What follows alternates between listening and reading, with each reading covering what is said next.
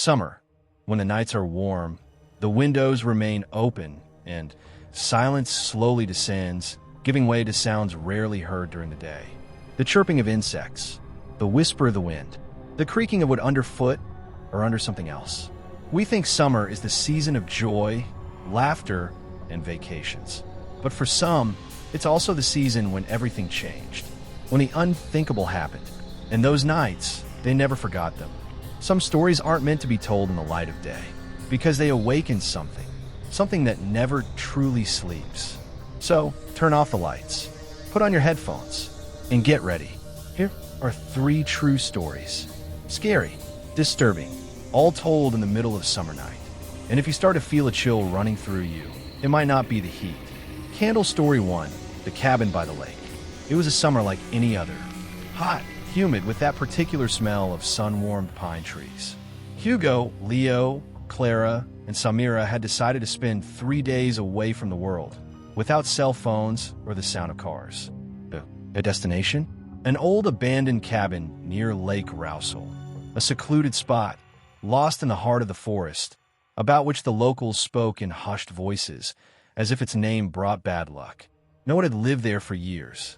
The cabin once belonged to an old man who died under mysterious circumstances. Officially, a fall into the water.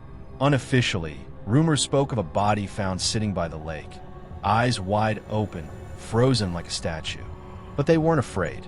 At 17, nothing seems truly dangerous, especially not an old rural tale. When they arrived, everything seemed calm. Too calm. Not a single bird song, no insect noise. Just the lake water, black, still, almost oily under the glowing twilight sky. The cabin was still standing, despite the rotten planks and the damp smell. They settled in, took out the bags, the lamps, the beers, and the evening began with laughter. But the first night, everything changed. At exactly 3:14 a.m., each of them woke up, with a start, hearts pounding. They'd all had the same dream. A figure standing at the edge of the bed. No face, just a presence. Motionless, heavy, oppressive, as if waiting for something. It's because of the cabin, Hugo laughed in the morning. It's the atmosphere. We're getting worked up. But the second night, it was not a dream. Noises were heard around the cabin. First, branches cracking.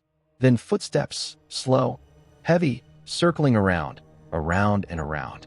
Clara swore she saw a shape pass between the trees, right at the edge of the lake. But when they went out with the lamps, there was nothing. No trace. Just the still water. Like a mirror. They tried to go back to sleep. But at 3:14 a.m., once again, they were awakened. All of them, at the same time. The door was ajar, and a terrible smell wafted through the room. A smell of wet earth and iron, like blood. In the morning, they found Samira's lamp outside, placed by the water. She didn't remember going outside, but her feet were dirty, as if she had been walking all night. The third night was the worst. This time, they decided to stay up together, sitting around the fire on the cabin's porch, trying to stay awake. At 3:14 a.m., like some cursed ritual, the figure appeared, motionless, between the trees. They jumped up. Hugo shone the lamp. Nothing. Then a branch cracked behind them. They turned around, and Samira was no longer there. They found her at dawn, sitting, exactly where the old man had been found, at the edge of the lake, her feet in the water, her eyes open, frozen. She was breathing, but no longer speaking. They called for help. The police searched the area for days.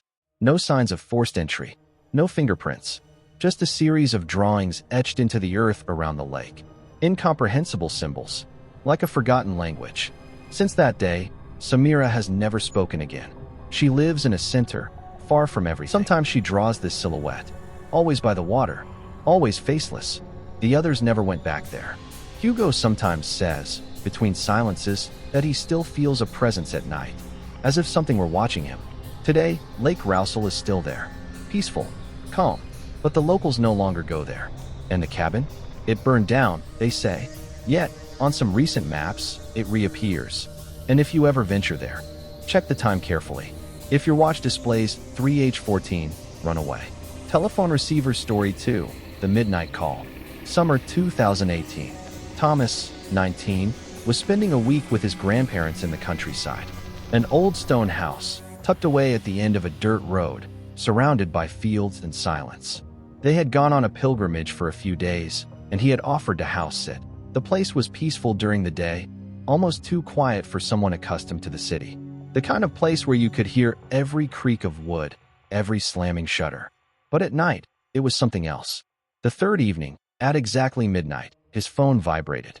There was no name, just unknown number. He hesitated, then picked up. Hello? No answer. Just a noise. Slow breathing, almost animal-like. He hung up, thinking it was a bad prank.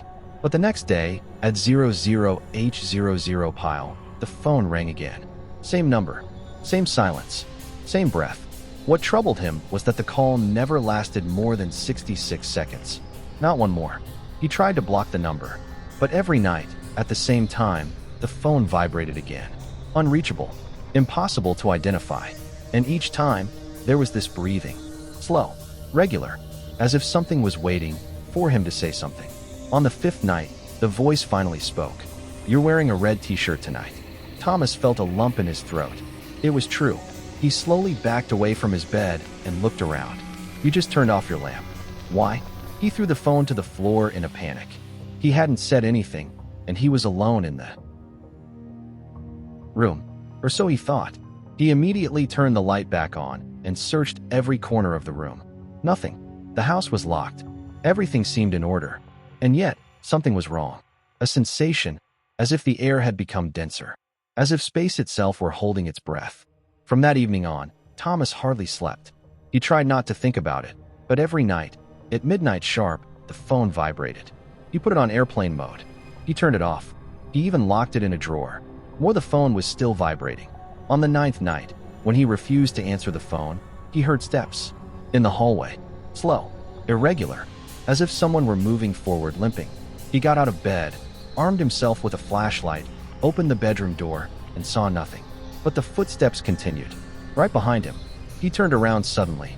No one. The next day, he set up a camera in his room, determined to film what was happening at midnight. He placed his phone on his desk, facing the camera. Midnight arrived. The phone vibrated. He didn't answer. In the morning, he looked at the recording, and what he saw chilled him. At midnight sharp, the phone moves by itself, slowly.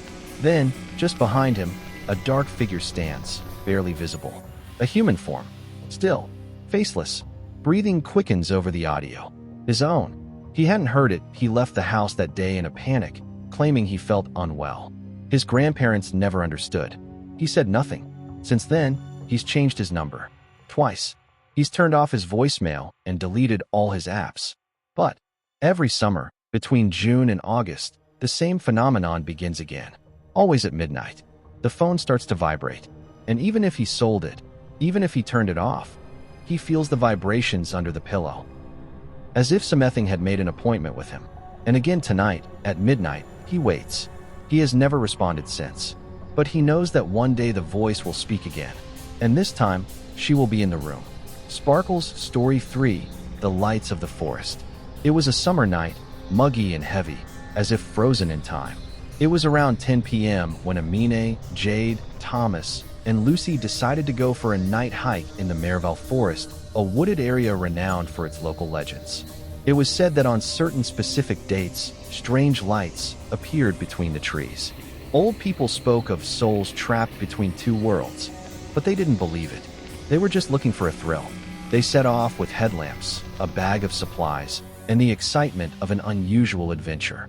The sky was clear, and the full moon bathed the trail in a milky light. For an hour, everything went smoothly. They laughed, filmed stories, and commented on nighttime noises to scare each other.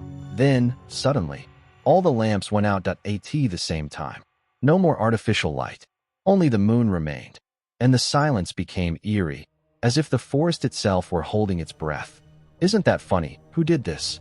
Lucy asked, a little tense. But no one had touched anything. And that's when they saw them. Blue lights. Floating. Moving. Like lanterns, but with no apparent source. They moved slowly between the trees. And then Thomas stopped abruptly. His gaze was blank. His face frozen. He was whispering words, in a language no one understood. Guttural sounds. Ancient, almost inhuman. Thomas. Lucy shouted. Hey, answer us.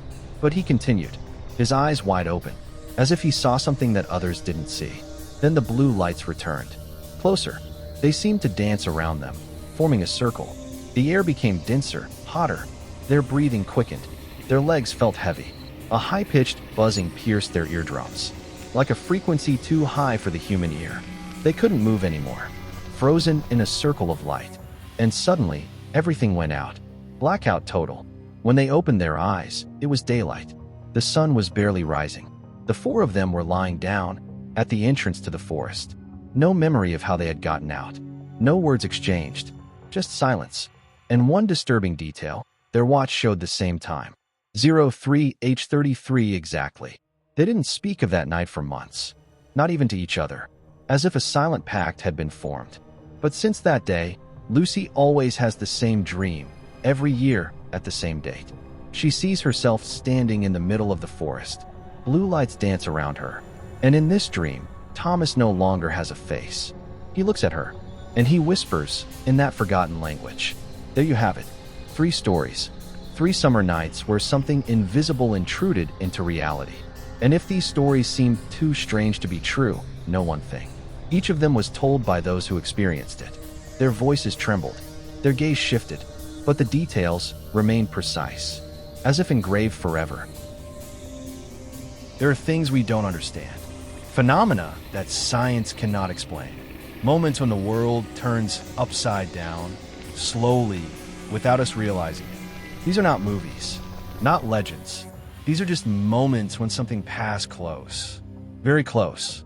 And what is most frightening in these stories? That's not what we see there. This is what wedos not see. What we feel. What we sense. What looks at us without ever showing itself. You two have surely already felt this, right?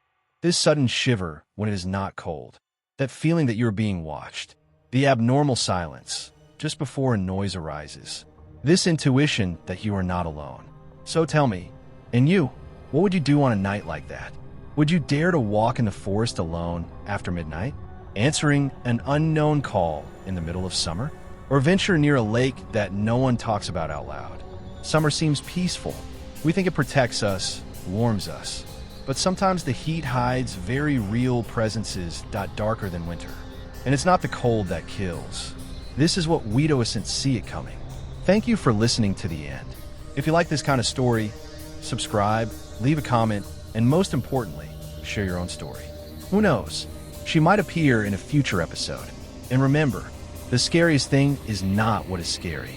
This seems normal until it's too late.